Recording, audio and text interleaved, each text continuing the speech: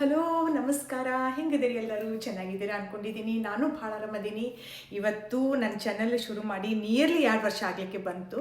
ಇನ್ನೂ 2 ವರ್ಷ ಆಗಿಲ್ಲ, 2 ವರ್ಷ ಆಗಲಿಕ್ಕೆ ಬಂತು. ಆದರೆ ನನ್ನ ಚಾನಲ್ಗೆ 300+ ಸಬ್ಸ್ಕ್ರೈಬರ್ ಆಗಿದ್ದಾರೆ. ಭಾಳ ಖುಷಿಯ ವಿಷಯ. ಯಾಕಂದರೆ ನಾನು ತುಂಬ ವಿಡಿಯೋಗಳನ್ನು ಅಪ್ಲೋಡ್ ನಂಗೆ ಮಾಡಲಿಕ್ಕೆ ಆಗ್ತಾಯಿಲ್ಲ. ನಿಜ ಹೇಳಬೇಕು ಅಂದರೆ ನಂದು ಯೂಟ್ಯೂಬ್ ಚಾನಲ್ ಎಷ್ಟು ಸ್ಲೋ ನಡೆಯಕತ್ತೈತಲ್ಲ, ಅಷ್ಟೇ ಸ್ಲೋ ನನ್ನ ಲೈಫ್ನೂ ನಡೀತಾ ಇದೆ. ನಾನು ಅಂದ್ಕೊಂಡಿದ್ದಂಗೆ ಏನೂ ಆಗ್ತಾ ಇಲ್ಲ. ಯೂಟ್ಯೂಬ್ ಚಾನಲ್ಗೆ ನಾನು ಅನ್ಕೋತೀನಿ ಇವತ್ತು ಇದನ್ನು ಈ ವಿಷಯ ಹಂಚ್ಕೋಬೇಕು, ಹೇಳಬೇಕು ಅಂತ ಅನ್ಕೋತೀನಿ, ಅದು ಆಗೋದೇ ಇಲ್ಲ. ಏನಾರು ಒಂದು ಅಡ್ಡು ಬಂದುಬಿಡುತ್ತೆ. ಇದೇ ರೀತಿ ನನ್ನ ಲೈಫ್ನೂ ಸ್ಲೋನೇ ನಡೀತಾ ಇದೆ. ಅಂದ್ಕೊಂಡಿದ್ದು ಆಗ್ತಾ ಇಲ್ಲ. ಹೀಗಾಗಿ ಸ್ವಲ್ಪ ಕಷ್ಟ ಆಗ್ತಾ ಇದೆ. ಆದರೂ ಕೂಡ ನೀವೆಲ್ಲ ನನಗೆ ಸಪೋರ್ಟ್ ಮಾಡ್ತಾಯಿದ್ದೀರಾ. ನನ್ನ ಯೂಟ್ಯೂಬ್ ವಿಡಿಯೋಸನ್ನೆಲ್ಲ ನೋಡ್ತಾ ಇದ್ದೀರಾ. ಅಷ್ಟು ನನಗೆ ತುಂಬಾ ಖುಷಿ ಆಗ್ತಾಯಿದೆ. ಥ್ಯಾಂಕ್ ಯು ಸೋ ಮಚ್ ಎಲ್ಲರಿಗೂ ನನ್ನ ಸಪೋರ್ಟ್ ಮಾಡ್ತಾ ಇರೋದಕ್ಕೆ, ನನ್ನ ಚಾನಲನ್ನು ಸಬ್ಸ್ಕ್ರೈಬ್ ಮಾಡಿರೋದಕ್ಕೆ. ಇದೇ ರೀತಿ ನನಗೆ ಪ್ರೋತ್ಸಾಹ ಕೊಡಿ ಅಂತ ಕೇಳ್ಕೊತ ನಾನಿವತ್ತು ಆ್ಯಕ್ಚುಲಿ ಹಳ್ಳಿಯಿಂದ ಆಸ್ಟ್ರೇಲಿಯಾಕ್ಕೆ ಬಂದ ನಂತರ ನನ್ನ ಜೀವನದಲ್ಲಿ ಇಲ್ಲಿ ಸೊಸೈಟಿ ಆಸ್ಟ್ರೇಲಿಯಾದ ಇಲ್ಲಿ ಕಲ್ಚರ್ಗೆ, ಇಲ್ಲಿದು ಲೈಫ್ ಸ್ಟೈಲಿಗೆ ಹೊಂದ್ಕೊಳ್ಳಿಕ್ಕೆ ನನಗೆ ಎಷ್ಟು ಕಷ್ಟ ಆಯ್ತು ಅನ್ನೋದಕ್ಕೆ ಒಂದು ಉದಾಹರಣೆನ ನಾನು ಇವತ್ತು ಹೇಳ್ತೀನಿ. ನಾನು ಇಂಡಿಯಾದೊಳಗಿದ್ದಾಗ ಡಿಪ್ಲೊಮಾನೇ ಮಾಡ್ಕೊಂಡಿದ್ದೆ. ಡಿಪ್ಲೊಮಾ ಎಲೆಕ್ಟ್ರಾನಿಕ್ಸ್ ಕಮ್ಯುನಿಕೇಷನು ಬಾಗಲಕೋಟಿನಲ್ಲಿ ನಾವು ಓದಿರೋದು.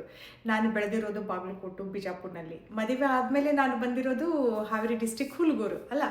ಸೊ ಆದರೆ ನಾನು ಎಂದೂ ನನ್ನೆಲ್ಲ ಫ್ರೆಂಡ್ಸನ್ನೆಲ್ಲ ಇಂಗ್ಲೀಷ್ನಲ್ಲೇ ಮಾತಾಡ್ತಿದ್ದು. ನಾನು ಒಂದು ದಿನ ಇಂಗ್ಲೀಷ್ನಲ್ಲಿ ನಾನು ಮಾತಾಡಲಿಲ್ಲ ಯಾರ ಜೊತೆನೂ. ಬರೀ ಹಿಂದಿ ಯೂಸ್ ಮಾಡ್ತಿದ್ದೆ, ಇಲ್ಲಂದ್ರೆ ಕನ್ನಡದಲ್ಲಿ ಮಾತಾಡ್ತಿದ್ದೆ. ನನಗೆ ಯಾಕೆ ಇಂಗ್ಲೀಷ್ ಬಗ್ಗೆ ಅಷ್ಟು ಆಸಕ್ತಿನೇ ಇದ್ದಿದ್ದಿಲ್ಲ, ಮತ್ತು ಸ್ವಲ್ಪ ನಾಚಿಕೆ ಸ್ವಭಾವ ಜಾಸ್ತಿ ಇತ್ತು. ಹೀಗಾಗಿ ನಾನು ಯಾವಾಗಲೂ ಇಂಗ್ಲೀಷ್ನಲ್ಲಿ ಮಾತಾಡಲಿಕ್ಕೆ, ಮೇಕಪ್ ಮಾಡ್ಕೊಳ್ಳೋದಾಗಲಿ, ಸಿಟಿ ಲೈಫ್ ಇರುತ್ತಲ್ಲ, ಅದು ತುಂಬಾ ಕಡಿಮೆ. ಭಾಳ ಸಿಂಪಲ್ ಲೈಫ್, ಹಳ್ಳಿ ಟೈಪ್ನೇ ಇದ್ದೆ ನಾನು. ಮತ್ತು ಮದುವೆ ಆದಮೇಲೆ ಅಂತೂ ನಮ್ಮ ಅತ್ತೆಯವರು ಸೀರೆ ಉಟ್ಕೋ ಶಾಂತಲ, ಹಳ್ಳಿಯೊಳಗೆಲ್ಲ ಚೂಡಿ ಎಲ್ಲ ಸರಿ ಅನಿಸೋದಿಲ್ಲ ಅಂತಂದರು. ಹಾಗಾಗಿ ಅಂತ ಅಂದ್ಕೊಂಡು ನಂಗೆ ಸೀರೆ ಅಂದರೆ ತುಂಬಾ ಇಷ್ಟ. ಈಗೂ ಕೂಡ ಸೀರೆ ಉಟ್ಕೊಂಡು ನಾನು ರೆಡಿ, 24 ತಾಸು ಉಟ್ಕೊಳಿಕ್ಕೆ ರೆಡಿ. ಅಷ್ಟು ನಂಗೆ ಸೀರೆ ಅಂದರೆ ತುಂಬಾ ಇಷ್ಟ. ಹೀಗಾಗಿ ನಾನು ಯಾವಾಗಲೂ ಅದಕ್ಕೂ ಅಪೋಸ್ ಮಾಡಿಲ್ಲ. ನಾನು ಮದುವೆ ಆಗಿ ಒಂದು 10 ವರ್ಷ ಆದಮೇಲೆ ಬಂದೆಲ್ಲ, 10 ವರ್ಷ ತನಕ ಸೀರೆನ ಉಟ್ಕೊತಿದ್ದೆ. ಅದು ಪೂರ್ತಿ ಹಳ್ಳಿ ಸ್ಟೈಲ್ ಅಲ್ಲ. ನಾನು ಯಾವಾಗಲೂ ನಾವು ಮೇಕಪ್ ಮಾಡ್ಕೊಳ್ಳೋದು ನಂಗೆ ಬರೋದಿಲ್ಲ. ಈ ರೀತಿ ನಂಗೆ ಸಿಟಿ ಲೈಫ್ ನಂಗೆ ಬರೋದಿಲ್ಲ. ಓಕೆ. ಸೊ ಇಲ್ಲಿ ಆಸ್ಟ್ರೇಲಿಯಾಕ್ಕೆ ಬಂದಮೇಲೆ ಏನಾಯಿತು, ನನಗೆ ಯಾಕೆ ಇಂಡಿಯಾದೊಳಗೆ ಹೆಂಗೆ ಆಗ್ತೈತಿ, ನಾವು ಡಿಪ್ಲೊಮಾ ಮಾಡಿದ್ಮೇಲೆ, IT ಮಾಡಿದ್ಮೇಲೆ, ಇಲ್ಲ ಹೈಯರ್ ಎಜುಕೇಷನ್ ಮಾಡಿದ್ಮೇಲೆ ಸಿಟಿಗೆ ಹೋಗಿ ಕೆಲಸ ಮಾಡಬೇಕಾಗತ್ತೆ. ಬೆಂಗಳೂರು, ಮುಂಬೈ, ಪೂನಾ, ಈ ರೀತಿ ದೊಡ್ಡ ದೊಡ್ಡ ಊರೊಳಗೆ ಕೆಲಸ ಮಾಡಬೇಕಾಗುತ್ತೆ. ಸಣ್ಣ ಊರೊಳಗೆ ಕೆಲಸ ಸಿಗೋದೇ ಇಲ್ಲಲ್ಲ. ನನಗೆ ಆ ರೀತಿ ಸಮಸ್ಯೆ ಬೇಡಾಗಿತ್ತು. ನನಗೆ ಏನು ಬೇಕಾಗಿತ್ತು ಅಂದರೆ ಎಲ್ಲಿ ಹೋಗ್ತೀನಿ ಅಲ್ಲಿ ಕೆಲಸ ಸಿಗಬೇಕು. ನನಗೆ ಎಲ್ಲ ಊರಲ್ಲಿ ಕೆಲಸ ಇರಬೇಕು ಅಂಥ ಕೋರ್ಸ್ ಮಾಡಬೇಕಾಗಿತ್ತು. ಹಾಗೆ ನಾನು ಏಜ್ ಕೇರ್ ಸರ್ಜರಿ ಅಂತ ಮಾಡಿಕೊಂಡೆ. ಅಂದರೆ ನನಗೆ ಅದ್ರ ಬಗ್ಗೆ ಇಷ್ಟನೂ ಐತಿ. ನನಗೆ ವಯಸ್ಸಾದವ್ರ ಜೋಡಿ ಕೆಲಸ ಮಾಡೋದು, ಅವ್ರ ಜೋಡಿ ಮಾತಾಡೋದು, ಇಂಥವೆಲ್ಲ ನಂಗೆ ತುಂಬಾ ಇಷ್ಟ. ಹಳ್ಳಿ ಟೈಪ್ ಇರೋದು ನಂಗೆ ಇಷ್ಟ. ಸೊ ಆಯ್ತಂತ ಏಜ್ ಕೇರ್ ಸರ್ಜರಿ ಅಂತಿತ್ತು, ಅದನ್ನ ಮಾಡಿಕೊಂಡೆ. ಸರ್ಜರಿ ಮಾಡ್ಕೊಂಡ್ಮೇಲೆ ಅದಕ್ಕೆ ನಮಗೆ ವಯಸ್ಸು, ಅದೇ ಏಜ್ ಪೀಪಲ್ ಜೊತೆ ನಮಗೆ ಅವ್ರಿಗೆ ಯಾವ ರೀತಿ ಸಪೋರ್ಟ್ ಮಾಡಬೇಕು, ಅವ್ರ ಹೆಲ್ತ್ ಇಶ್ಯೂಸ್ ಬಗ್ಗೆ, ಅವ್ರ ಡಯಟ್ ಬಗ್ಗೆ, ಅವ್ರಿಗೆ ಕೈ ಕಾಲು ನಡಿಲಿಕ್ಕೆ ಬರಲಿಲ್ಲ ಅಂದರೆ ಅದಕ್ಕೆ ನಾವು ಫೀಲ್ ಚೇರ್ ಇರಲಿ, ಲಿಫ್ಟರ್ ಇರುತ್ತೆ, ಅದನ್ನೆಲ್ಲದ್ರ ಬಗ್ಗೆ ನಮಗವರು ಕಲಿಸ್ಕೊಡ್ತಾರೆ. ಕಲಿಸ್ಕೊಟ್ಟ ಮೇಲೆ ನಮಗವರು ಪ್ರಾಕ್ಟಿಕಲ್ ಅನುಭವ ನಮಗೆ ಪ್ರಾಕ್ಟೀಸ್ ಮಾಡಿಸ್ಲಿಕ್ಕೆ ನಮಗೆ ಅವರು ಏಜ್ ಕೇರ್ ಸೆಂಟ್ರಿಗೆ ಕಳಿಸ್ತಾರೆ. ಅದು ಹೆಂಗಿರುತ್ತಂದರೆ, ಈಗ ದೊಡ್ಡ ಹಾಸ್ಟೆಲ್ ಟೈಪ್ ಇರುತ್ತೆ, ವೃದ್ಧಾಶ್ರಮಗಳು ಇರ್ತಾವಲ್ಲ ಇಂಡಿಯಾದೊಳಗೆ. ಆದರೆ ಇಲ್ಲಿ ಭಾಳ ಚಲೋ ಮೇಂಟೈನ್ ಮಾಡಿರ್ತಾರೆ. ಭಾಳ ಒಳ್ಳೆಯ ರೀತಿಯಿಂದ ವೃದ್ಧಾಶ್ರಮಗಳು ಇರ್ತಾವೆ. ಅಲ್ಲಿ ಹೆಂಗೆ ವೃದ್ಧಾಶ್ರಮ ಅನ್ನೋದಿಲ್ಲ, ಏಜ್ ಕೇರ್ ಸೆಂಟರ್ಸು ಹೀಗೆಲ್ಲ ಅಂತಾರೆ. ಸೊ ಏಜ್ ಕೇರ್ ಸೆಂಟರ್ಸ್ಗೆ ನಮಗೆ ಪ್ರಾಕ್ಟಿಕಲ್ ಎಕ್ಸ್ಪೀರಿಯನ್ಸ್ ಕೊಡಲಿಕ್ಕೆ ನಾವು ಹೋಗ್ಬೇಕಾಗ್ತೈತಿ. ಸೊ ನಾನು ಹೋದೆ. ಕ್ಲಾಸ್ನಲ್ಲಿ ನಂದು ಭಾಳ ಟಾಪ್ ಇತ್ತು ಸಬ್ಜೆಕ್ಟ್. ನಾನು ಎಲ್ಲರಿಗೂ ಚಲೋನ ಮಾಡ್ತಿದ್ದೆ. ನನಗೆ ಅದೇ ಹೇಳಿದ್ನಲ್ಲ, ನಂಗೆ ಓದಲಿಕ್ಕೆ ಇಂಟ್ರೆಸ್ಟ್ ಇಲ್ಲ ಅಂತಲ್ಲ, ನಂಗೆ ತುಂಬಾ ಇಷ್ಟ ಓದೋದು, ಬರೆಯೋದು, ಸ್ಟಡಿ ಮಾಡೋದಂದರೆ. ಸೊ ಕ್ಲಾಸ್ ರೂಮ್ನಲ್ಲಿ ಓದೋದು, ಬರೆಯೋದು ಏನೂ ಪ್ರಾಬ್ಲಮ್ ಇದ್ದಿದ್ದಿಲ್ಲ. ಆಮೇಲೆ ಮಾತಾಡ್ಲಿಕ್ಕೂ ಶುರು ಮಾಡಿದೆ. ಮಾತಾಡ್ಲಿಕ್ಕೆ ಬರ್ತಿದ್ದೆ. ನಾನು ಯಾವಾಗಲೂ ಹೆಸಿಟೇಟ್ ಮಾಡ್ಕೊಂಡಿಲ್ಲ. ಆಸ್ಟ್ರೇಲಿಯಾಕ್ಕೆ ಬಂದಮೇಲೆ ಹಂಗೆ ವಟ ಮಾತಾಡ್ತಿದ್ದೆ.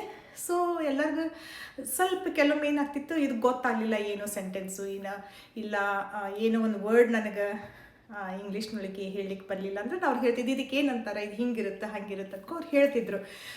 ಇದನ್ನೆಲ್ಲ ಮಾಡಿಕೊಂಡು ಕೋರ್ಸ್ ನಡೀತಾ ಇತ್ತು. ಪ್ರಾಕ್ಟಿಕಲಿಗೆ ಹೋದ್ವಿ. ಆಮೇಲೆ ಅಲ್ಲಿ ಏನಾಯ್ತು ಅಂದರೆ ಒಬ್ಬರು ಬೆಳಿಗ್ಗೆ ಅವರಿಗೆ ಬ್ರೇಕ್ಫಾಸ್ಟ್ ಕೊಡಬೇಕಲ್ಲ, ವಯಸ್ಸಾದವ್ರಿಗೆ ಬ್ರೇಕ್ಫಾಸ್ಟ್. ಅಜ್ಜಿಗಳೆಲ್ಲ ಇತ್ತಿದ್ರು 80+, 90+, ಎಲ್ಲ ಟೈಪು ಇರ್ತಾರೆ, ಎಲ್ಲ ವಯಸ್ಸಾದವರು. ಅವ್ರಿಗೆ ಬ್ರೇಕ್ಫಾಸ್ಟು ಟೈಮ್ ಆಗಿತ್ತು. ಸೊ ಒಬ್ರು ಏನಂದರು, ಅಲ್ಲಿ ಕ್ಲೈಂಟ್ಸ್ ಅಂದರೆ ಅಜ್ಜಿ ಏನಂದ್ರು ನಂಗೆ, ಪೋರೇಸ್ ತೊಗೊಂಬ ಅಂದರು. ಏನು ಬೇಕು, what you want for breakfast ಅಂತ ಕೇಳ್ತೀವಲ್ಲ, ಕೇಳಿದ್ಮೇಲೆ ಅವ್ರು ಏನಂದ್ರೆ ನಂಗೆ ಪೋರೇಜ್ ತೊಗೊಂಬ ಅಂದ್ರೆ. ನನಗೆ ಪೋರೇಜ್ ಅಂದರೆ ಏನು, ಪೋರೇಜ್ ಅಂದರೆ ನನಗೆ ಅದು ಅನ್ನಕ್ಕೆ ಗೊತ್ತಿಲ್ಲ ನಂಗೆ. ಪೋರೇಜ್ ಅಂದರೆ ಏನು ಅಂತ ನನಗೆ ಗೊತ್ತೇ ಇಲ್ಲ. ಪೋರೇಜ್ ಅಂದರೆ ಓಟ್ಸ್ ಇರುತ್ತಲ್ಲ, ಓಟ್ಸ್ ಅಂತ ಚಪ್ಪಟ್ ಅಂದು ಜೋಳದ ಟೈಪ್ ಚಪ್ಪಟ್ ಇರ್ತೈತೆ. ಅದು ಓಟ್ಸ್ ಗೊತ್ತಿರ್ಬೇಕು ನಿಮ್ಗೆ, ಈಗ ಎಲ್ಲರಿಗೂ ಗೊತ್ತಿರುತ್ತೆ. ಅವಾಗ ನಮ್ಗೆ ಗೊತ್ತಿದ್ದಿದ್ದಿಲ್ಲ ಏನನ್ನೋದು ಓಟ್ಸ್ ಅಂತ. ನಮ್ಮ ಮನ್ಯಾಗ ಈಗಿಲ್ಲ, ಖಾಲಿ ಆಗೈತದು. ಸೊ ಓಟ್ಸನ್ನ ಏನು ಮಾಡ್ತಾರೆ, ನೀರೊಳಗೆ ಹಾಕಿ ಕುದಿಸಿ ಪಾಯಸ ಟೈಪ್ ಮಾಡಿರ್ತಾರೆ. ಅದಕ್ಕೇನು ಉಪ್ಪು ಖಾರ ಏನು ಶುಗರು ಬೆಲ್ಲ ಏನೂ ಹಾಕಿರೋದಿಲ್ಲ, ಜಸ್ಟ್ ಅದನ್ನು ಕುದಿಸಿರ್ತಾರೆ, ಪೋರೇಜ್ ಅಂಥೇಳಿ. ಅದ್ರೊಳಗೆ ಆಮೇಲೆ ಅವ್ರು ಏನು ಮಾಡ್ತಾರೆ, ಸ್ವಲ್ಪ ಹನಿ ಹಾಕಿ ಹಾಲು ಹಾಕ್ಕೊಂಡು ತಿಂತಾರೆ. ಗೊತ್ತಾಯ್ತಾ? ಪಾಯಸ ಟೈಪ ಮಾಡಿರ್ತಾರೆ, ಅದು ಜೋಳದ ನುಚ್ಚು ಟೈಪ್ ಇರ್ತೈತಲ್ಲ, ಆ ರೀತಿ ಇರುತ್ತದು ಪೋರೇಜ್. ಅದನ್ನು ಪಾಯಸಕ್ಕೆ ಪೋರೇಜ್ ಅಂತಾರೆ. ನನಗೆ ಪಾಯಸ ಗೊತ್ತು, ಪೋರೇಜ್ ನನಗೇನು ಗೊತ್ತು.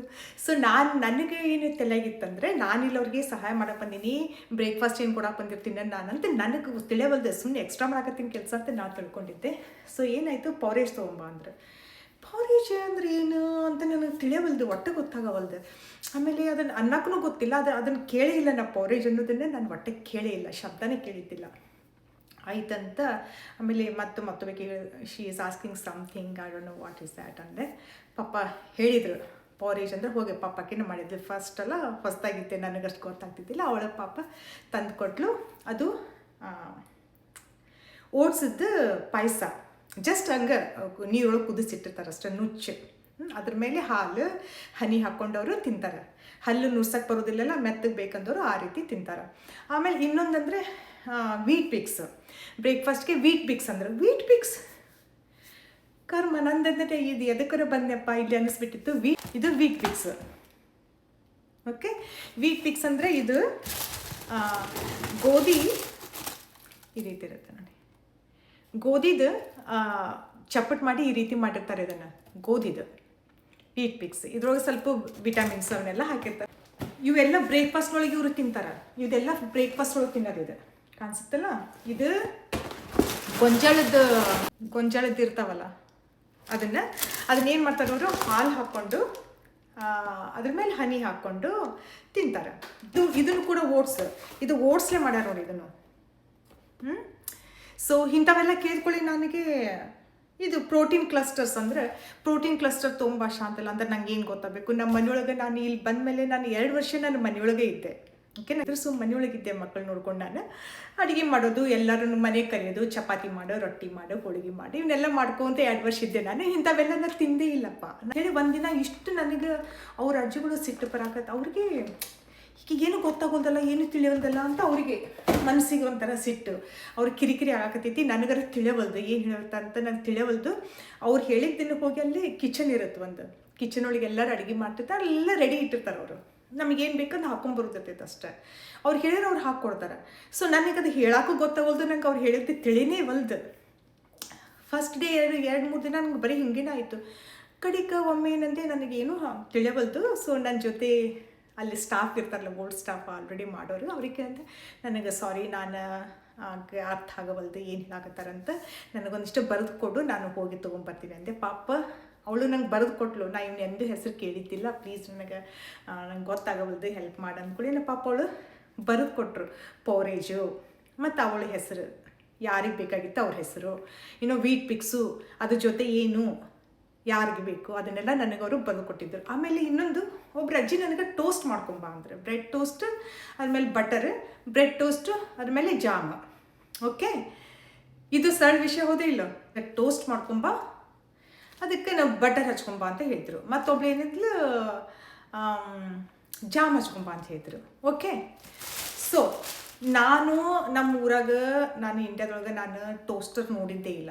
ನಂಗೆ ಟೋಸ್ಟರ್ ಆದ್ರೂ ಗೊತ್ತಿಲ್ಲ. ಬ್ರೆಡ್ನ ಊರಾಗ ನಾವು ಬ್ರೆಡ್ ಯಾವಾಗ ತಿಂತೀವಿ, ಯಾರಿಗಾರ ಆರಾಮಿಲ್ಲ ಅಂದ್ರೆ ದವಾಖಾನೆಗೆ ಹೋಗಿ ಕೊಟ್ಟು ಬರೋಕೆ ಹೋಗಿರ್ತೀವಿ. ಬಿಸ್ಕಿಟ್ ದವಾಖಾನೆಗೆ ಒಯ್ತೀವಿ, ಹಣ್ಣು ದವಾಖಾನೆಗೆ ಒಯ್ದಿರ್ತೀವಿ. ನಮ್ಮ ಮನೆಯೊಳಗೆ ತಂದು ತಿನ್ನೋದು ಕಡಿಮೆ ಹೋದಿಲ್ಲ. ಚಾದೊಳಗೆ ಎದ್ಕೊಂಡು ತಿನ್ನೋದು ಗೊತ್ತೈತಿ ಬ್ರೆಡ್ ಬಿಸ್ಕಿಟ್. ನಮ್ಗೆ ಉಳ್ಕಿದ್ದು ಗೊತ್ತಿಲ್ಲ. ಸೊ ಅವ್ರ ಅಜ್ಜಿ ನನಗೆ ಹೇಳಿದರು, ಟೋಸ್ಟ್ ಮಾಡ್ಕೊಂಬ, ನನಗೆ 2 ಬ್ರೆಡ್ ಟೋಸ್ಟ್ 2 ಬಟರ್ ಹಚ್ಕೊಂಬ ಅಂತ ಹೇಳಿದ್ರು. ನಾನು ಆಗಲೇ ಅಬ್ಸರ್ವ್ ಮಾಡಿದ್ದೆ ಜನ ಹೆಂಗೆ ಟೋಸ್ಟ್ ಮಾಡ್ತಾರಂತ ಗೊತ್ತಿತ್ತು. ಸೊ ಇದು ಟೋಸ್ಟರ ನಾನು ನಮ್ಮ ಮನೆಯೊಳಗೆ ಈಗ ಹೆಚ್ಚು ಯೂಸ್ ಮಾಡೋದಿಲ್ಲ. ಓಕೆ, ಅದಕ್ಕೆ ಸ್ವಲ್ಪ ಗಲೀಜಾಗೈತಿದ್ದು. ಭಾಳ ವರ್ಷ ಆಯಿತು ಯೂಸ್ ಮಾಡೋದಿಲ್ಲ ನಾವು. ಹೆಚ್ಚಿಗೆ ಮಾಡಬೇಕು, ಖರೆ ಮಾಡೋದಿಲ್ಲ ನಾವು. ಸೊ ಇದು ಟೋಸ್ಟರ್ ಅವಾಗ ಹೆಂಗಿತ್ತು ಅಂದರೆ, ನಾನು ಫಸ್ಟ್ ಯಾರನ್ನ ಕಲ್ಕೋಬೇಕಲ್ಲ, ನಾನು ನೋಡ್ತಿದ್ದೆ ಮಂದೆಲ್ಲ ಹೆಂಗೆ ಮಾಡ್ತಾರೆ, ಹೆಂಗೆ ಟೋಸ್ಟ್ ಮಾಡ್ತಾರೆ, ಹೆಂಗೆ ಮೈಕ್ರೋವೇವ್ ಯೂಸ್ ಮಾಡ್ತಾರೆ ಅಂತ ನೋಡ್ತಿದ್ದೆ ನಾನು. ಅದು ಹೆಂಗಿತ್ತು, ಹೆಂಗೆ 3ಗೆ ಐತಲ್ಲ ಇದು ಮಾರ್ಕ್, ಹಾಗೆ 3ಗೆ ಇತ್ತದು. ಸೊ ಅವ್ರು ಏನು ಮಾಡಿದ್ರು, ಬ್ರೆಡ್ ಹಿಂಗೆ ಹಾಕಿ ಹಿಂಗೆ ಪ್ರೆಸ್ ಮಾಡಿದ್ರು. ಅದು ಬ್ರೆಡ್ ಟೋಸ್ಟ್ ಆದಮೇಲೆ, ಓಕೆ ಈಗ ತೋರಿಸ್ತೀನಿ ನಾನು ನಿಮ್ಗೆ. ಅದು ಬ್ರೆಡ್ ಟೋಸ್ಟ್ ಆದಮೇಲೆ ತಾನೇ ಮೇಲೆ ಬಂದುಬಿಡ್ತೈತೆ ಅದು, ಹೌದಿಲ್ಲ? ಈಗ ಬ್ರೆಡ್ 3ಕ್ಕಿದ್ರೆ ನಮಗೆ ಎಷ್ಟು ಹಾಟ್ ಆಗಬೇಕು ಬ್ರೆಡ್, ಅಷ್ಟು ಹಾಟಾಗಿ ಮೇಲೆ ಬಂದುಬಿಡ್ತೈತೆ, ಅದು ಟೋಸ್ಟಾಗಿ ಮೇಲೆ ಬಂದುಬಿಡ್ತೈತಿ. ಆಮೇಲೆ ಇದಕ್ಕೆ ನಾವು ಸ್ಪೂನ್ ಅಂತೀವಿ. ಜಸ್ಟ್ ಇದಕ್ಕೆ ಟೀ ಸ್ಪೂನು, ಟೇಬಲ್ ಸ್ಪೂನು ದೊಡ್ಡಕ್ಕೆ ಅಂತಾರೆ. ಇದಕ್ಕೆ ಬಟರ್ ನೈಫ್ ಅಂತಾರೆ. ಓಕೆ, ನನಗೆ ಬಟರ್ ನೈಫರ್ ಏನು ಗೊತ್ತು, ನನಗೆ ಇದು ನೈಫ್ ಗೊತ್ತು. ನೈಫ್ ಅಂದ್ರೆ ಗೊತ್ತು, ಚಾಕು ಆತು. ಬಟರ್ ನೈಫ್ ಏನು? ಬಟರ್ ನೈಫ್ಲಿ ಇದ್ರಲ್ಲೇ ನಾವು ಅದಕ್ಕೆ ಬಟರ್ ಹಚ್ಚಬೇಕು, ಇಲ್ಲ ಜಾಮ್ ಇದ್ರಲ್ಲಿ ಹಚ್ಚಬೇಕು. ನನಗೆ ಗೊತ್ತಿದ್ದಿದ್ದಿಲ್ಲ, ನಾನು ಇದ್ರಲ್ಲಿ ಹಚ್ತಿದ್ದೆ. ಸೊ ಇದನ್ನ ಸತ್ಯಕ್ಕೆ ನಾನು ಇಲ್ಲಿ ಬಂದಮೇಲೆ ನನಗೆ ಸ್ಟಾರ್ಟಿಂಗ್ ಇವೆಲ್ಲ ಇದೇನಪ್ಪ ಅನ್ನಿಸ್ಬಿಡ್ತಿತ್ತು. ಸೊ ಇದರಲ್ಲೇನೆ ನಾವು ಹಚ್ಚಬೇಕು. ಇದು ಬಟರ್ ನೈಫ್, ಇದರಲ್ಲೇನೆ ನಾವು ಬಟರ್ ಜಾಮನ್ನು ಬ್ರೆಡ್ಗೆ ಹಚ್ಚಬೇಕು. ಸೊ ಈಗಿದು ಟೋಸ್ಟಾಗಿ ಬಂತು. ನನಗಿದು 3ಕ್ಕೆ ಮೊದಲೇ ಇಟ್ಬಿಟ್ಟಿದ್ರು ಅವರು. ಸೊ ನೆಕ್ಸ್ಟ್ ಡೇ ನನಗೇನಾಯ್ತು, ನನಗವರು ಟೋಸ್ಟ್ ಮಾಡಂದಾಗ ಅದು ಏನಿತ್ತು 1ಕ್ಕೆ ಐತಿದೆ, ಅದು ಇಲ್ಲಿ 1ಗೆ ಐತೆ. ನಾನು ನೋಡಿಲ್ಲ ಅದನ್ನು. ನಾನೇನು ಮಾಡಿದೆ, ಹಾಗೆ ಮತ್ತೆ ಬ್ರೆಡ್ ತಂದು ಈ ರೀತಿ ಹಾಕಿ ಹಿಂಗೆ ಮಾಡಿದೆ. ಸೊ ಈ ರೀತಿ ಅದು ಮೇಲೆ ಬರಾಕತ್ಬಿಟ್ಟಿತ್ತು. ನಾನು ಹಾಕ್ತೀನಿ, ಅದು ಮೇಲೆ ಬರಾತೈತಿ, ಹೀಟ್ ಆಗವಲ್ದು. ಸೊ ಟೋಸ್ಟರ್ ಹಿಂಗೆ ಹಾಕಿದ್ಮೇಲೆ ಒಳಗೆ ಇರಬೇಕಲ್ಲ, ಈಗ ಯಾಕಂದ್ರೆ ಇದು 1ಗೆ ಇದ್ದಿದೆ. So ಹೀಗಾಗಿದೆ, toast ಆಗಾಕತ್ತಿಲ್ಲ. ನನಗದು ಗೊತ್ತಾಗಲಿಲ್ಲ. ನಾನು ಏನು ಮಾಡಿದೆ, ಆಯ್ತು ತೊಳ್ಗೋ ಅಂತ ಮತ್ತೆ ಅದಕ್ಕೆ ಬಟರ್ ಹಚ್ಕೊಂಡು ತಂದು ಕೊಡತ್ತೀನಿ. ಅಜ್ಜಿಗೆ ತಿಳಿಯವಲ್ದು. ಅಜ್ಜಿ ಏನಂತಾರೆ, ನೀನು ಮಾಡೋಕೆ ಏನು ಮಾಡಾಕತ್ತಿ, ನೀನು ಸರಿ ಟೋಸ್ಟ್ ಮಾಡ್ಕೊಂಬ, ಏನು ಮಾಡಾಕತ್ತಿ, ಸರಿ ಟೋಸ್ಟ್ ಮಾಡ್ಕೊಂಬ ಅಂತ ಅವ್ರಿಗೆ ಅಜ್ಜಿ ಹೇಳ್ತಾರೆ. ನನಗರ ಅದನ್ನು ಹೆಂಗೆ ಟೋಸ್ಟ್ ಮಾಡಬೇಕು ಅನ್ನೋದನ್ನು ಗೊತ್ತಾಗವಲ್ದು. ಸೊ ಮತ್ತು ಅದನ್ನು ಕೂಡ ನಾನು ಕೇಳಿದೆ, ಯಾಕೆ ಇದು ಟೋಸ್ಟ್ ಆಗವಲ್ದು ಅಂತ. ಮತ್ತೆ ನನ್ನ ಜೊತೆ ಕೆಲಸ ಮಾಡೋರಿಗೆ ಕೇಳಿದೆ, ಅಲ್ಲಿ ಸ್ಟಾಫ್ ಇರ್ತಾರಲ್ಲ ಅವ್ರಿಗೆ ಕೇಳಿದೆ ನಾನು, ಯಾಕೆ ಇದಕ್ಕೆ ನನಗೆ ಟೋಸ್ಟ್ ಮಾಡ್ಕೊಳ್ಳೋಕೆ ಗೊತ್ತಾಗವಲ್ದು, ಸಾರಿ ಅಂತ. ಶಾಂತಲ್ಲ, ನೀನು ಇದನ್ನು 1ಗೆ ಇಟ್ಟಿದೀಯಾ, 3ಗೆ ಇಟ್ಟಿದ್ದು ನೆನಪರಿ ನೀನು. ಅವ್ರು ಏನು ಅಂದ್ಕೊಂಡ್ರು, ನಾನು ನೆನಪರಿನ ಅಂದ್ಕೊಂಡ್ರು, ನನಗೆ ಗೊತ್ತೇ ಇಲ್ಲದು ಹೆಂಗೆ ಮಾಡ್ಬೇಕು ಅನ್ನೋದು.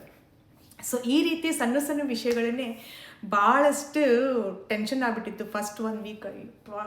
ನಾನು ಏನಾರು ಮಾಡಾಕತ್ತೀನಿ, ಇದು ಎಂಥ ಕರ್ಮ ಬಂತು ನನಗೆ ಇಲ್ಲಿ ಬರೋದು. ನಮ್ಮ ಊರಾಗ ರೊಟ್ಟಿ ಮಾಡ್ಕೊಂಡು ಆರಾಮಿರ್ತಿದ್ದೆ ನೋಡಂತ ನನಗೆ ಹಿಂಗೆ ಅನಿಸ್ತಿತ್ತು ಅವಾಗ. ಇದೆಲ್ಲ ಹಿಂಗೆ ಆಗ್ತಿತ್ತಲ್ಲ ಸ್ಟಾರ್ಟಿಂಗ್ ನಮ್ಮ ಮನೆಯವ್ರು, ಯಾಕೆ ಇಷ್ಟು ಟೆನ್ಷನ್ದಾಗದಿ, ನಿನಗೆ ಸರಿ ಅನಿಸ್ಲಿಲ್ಲ ಅಂದರೆ ಬಿಡು ಕೆಲಸ, ಸರಿ ಅನಿಸ್ಲಿಲ್ಲ ಬಿಡು ಕೆಲಸ, ಬಿಟ್ಬಿಡು ಅಂತಂತಿದ್ರೆ. ಆದರೆ ನನಗೆ ಪ್ರತಿಯೊಂದು ಸ್ಟೆಪ್ಪು ಗೊತ್ತಾಗ್ತಿದ್ದಿಲ್ಲ. ಆದರೆ ಬರ್ತಾ ಚಲೋ ಅನ್ಸಕತ್ತು ಕೆಲಸ ಮಾಡೋದು. ನನಗೆ ಯಾವಾಗ ತಿಳಿತಾ ಇತ್ತಲ್ಲ ಅವಾಗಿಂದ ನನಗೆ ಕೆಲಸ ಮತ್ತೆ ಚಲೋ ಅನ್ಸಕತ್ತು. ಆಮೇಲಿಂದ ನಾನು ಸರಿಯಾಗಿ ಕೆಲಸನೂ ಮಾಡ್ಕೊತ ಹೋದೆ. ಸೊ ಸ್ಟಾರ್ಟಿಂಗ್ ಒಬ್ಬರ ಹಳ್ಳಿಯಿಂದ ಯಾರಾದರೂ ಇಲ್ಲಿ ಬಂದರೆ ಇಷ್ಟೆಲ್ಲ ಸಮಸ್ಯೆಗಳನ್ನು ನಾವು ಎದುರಿಸ್ಬೇಕಾಗ್ತೈತಿ. ನಮಗೆ ಗೊತ್ತೇ ಇರೋದಿಲ್ಲ, ಹಿಂಗಿರುತ್ತಂತ ಗೊತ್ತಿರೋದಿಲ್ಲಲ್ಲ.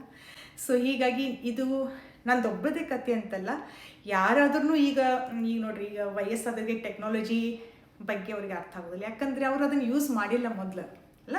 ಈಗ ಸಣ್ಣ ಹುಡುಗರ ಕೈಯ ಮೊಬೈಲ್ ಕೊಟ್ಟನು ಕೂಡ ಪಟ ಅವ್ರು ಯೂಸ್ ಮಾಡಿಬಿಡ್ತಾರೆ. ಅವ್ರಿಗೆ ಗೊತ್ತಿರ್ತೈತೆ ಹೆಂಗೆ ಮಾಡ್ಬೇಕು ಅನ್ನೋದು, ದೊಡ್ಡವ್ರಿಗೆ ಗೊತ್ತಿರೋದಿಲ್ಲ ಹಂಗಂತ. ಯಾಕಂದರೆ ಅವ್ರು ಯೂಸ್ ಮಾಡಿರೋದಿಲ್ಲ, ಅದ್ರ ಬಗ್ಗೆ ಅವ್ರಿಗೆ ಅನುಭವ ಇರೋದಿಲ್ಲ. ಈ ರೀತಿ ನಂದು ಫಸ್ಟ್ ಟೈಮು ನಾನು ಮನೆ ಬಿಟ್ಟು ಆಸ್ಟ್ರೇಲಿಯಾದ ಜನರ ಜೊತೆ ಬೆರೆತಾಗ ಈ ರೀತಿ ನನಗೆ ಹೊಸದ ಸಮಸ್ಯೆಗಳು ಉಂಟಾಯಿತು. ಈ ರೀತಿ ನಾನು ಆ ಸಮಸ್ಯೆಗಳಿಂದ ಹೊರಗೆ ಬಂದೆ, ತಿಳ್ಕೊಂಡೆ. ಮತ್ತು ಈಗ ನಾನು ಎಲ್ಲ ಜೊತೆನೂ ಹೊಂದ್ಕೊಂಡು ಕೆಲಸ ಮಾಡ್ಕೊಂಡು ಹೋಗ್ತೀನಿ. ಆದರೆ ಯಾರಿಗೂ ಆಗಲಿ ಯಾವುದಾದ್ರು ಹೊಸ ಅನುಭವಗಳನ್ನು ಹೊಸ ಕಲಿಬೇಕಂದ್ರೆ ಈ ರೀತಿ ಗೊಂದಲಗಳು ಆಗೋದು ತುಂಬಾ ಸಹಜ. ಸೊ ಒಂದು ಹಳ್ಳಿ ಹುಡುಗಿ ಆಸ್ಟ್ರೇಲಿಯಾಗೆ ಬಂದಾಗ ನನಗೆ ಯಾವ ರೀತಿ ಅನ್ನಿಸ್ತು ನನಗೆ ಅಂತ ನಾನು ಇವತ್ತು ನಿಮ್ಮ ಜೊತೆ ಹಂಚ್ಕೊಂಡಿದ್ದೀನಿ. ಇನ್ನೊಂದು ಫನ್ನಿ, ನೀವು ನಂಬೋದಿಲ್ಲ, ನಾನು ಹೆಂಗಿದ್ನಿ ಅಂದರೆ ಆಸ್ಟ್ರೇಲಿಯಾಗೆ ಬರಬೇಕಾದ್ರೆ ನಾನು ವಿಮಾನದಲ್ಲೇ ಬರಬೇಕಲ್ಲ. ಸೊ ಊರೊಳಗೆ ಜಾತ್ರೆ ಇರುತ್ತಲ್ಲ, ಜಾತ್ರೆ ಒಳಗೆ ಒಂದು 8 ಮಂದಿ ಸಾಲ್ಗೆ ಕುಂತಿರ್ತಾರೆ, ಮೇಲೊಂದು 8 ಮಂದಿ ಹಿಂಗೆ ತಿರುಗುತ್ತಿರ್ತೈತೆ ಅದು ಜೋಕಾಲಿ. ಆ ಜೋಕಾಲಿ ಒಳಗೆ ಒಮ್ಮೆ ಕುಂತಿದ್ದೆ, ಇಷ್ಟು ಹೆದರಿಕೆ ಬಂದಿತ್ತು ನನಗೆ. ನನ್ನ ಮಕ್ಳು ಆರಾಮಿದ್ದಾರೆ, ನನಗೂ ಅಷ್ಟು ಹೆದರಿಕೆ ಬಂದಿತ್ತು, ಚೀರಾಡಕತ್ತಿದ್ದೆ ನಾನು. ಸೊ ಒಮ್ಮೆ ನನ್ನ ಮನಸ್ಸೊಳಗೆ ಹಂಗೆ ಅನಿಸ್ತಾಗಿತ್ತು, ನಾನು ಜೋಕಾಲಿ ಒಳಗೆ ಕುಂತ್ರೆ ಇಷ್ಟು ಹೆದರಿಕೆ ಬರ್ತಿತ್ತು, ಇನ್ನು ನಾನು ವಿಮಾನದೊಳಗೆ ಎಷ್ಟು ಹೆದರ್ತೀನೇನೋ ಅಂತ ಹಿಂಗೆ ಅನಿಸ್ತಿತ್ತು ಒಂದು ಮನಸ್ಸಿನಲ್ಲಿ.